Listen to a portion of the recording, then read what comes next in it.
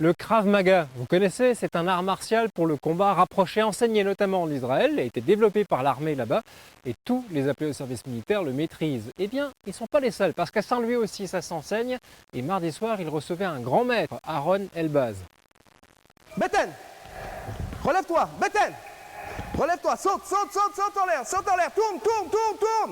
Il faut que ça tourne dans ta tête. Épuiser le corps, déstabiliser la perception. Ici, avant de travailler des mouvements de self-défense, on commence par mettre l'élève dans un état de stress proche de celui d'une agression. C'est maintenant que je t'attaque, vas-y, travaille.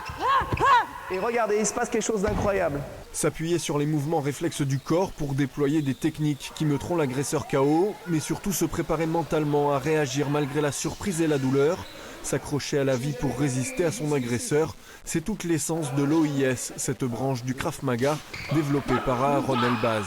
Dans le développement de la lutte antiterroriste, on n'a pas amené la haine contre la haine, parce que la haine contre la haine, on devient comme le terroriste. Mais c'est de dire, voilà, j'ai peur seul. Mais s'il y avait mes enfants, je me serais battu. Alors nos enfants doivent toujours être avec nous. On doit toujours les mettre en face de nous d'une façon virtuelle. Je marche, mais s'il m'arrive quelque chose, mon fils va pleurer, ma fille va pleurer. Je ne veux pas qu'il pleure. Alors je vais trouver la force en moi pour m'en sortir.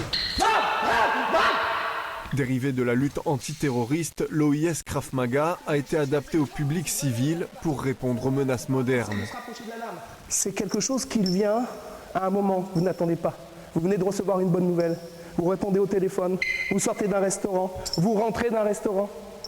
Et alors que vous pensiez à tout sauf à cela, une personne arrive avec une violence incroyable et va vouloir vous tuer sans vous connaître.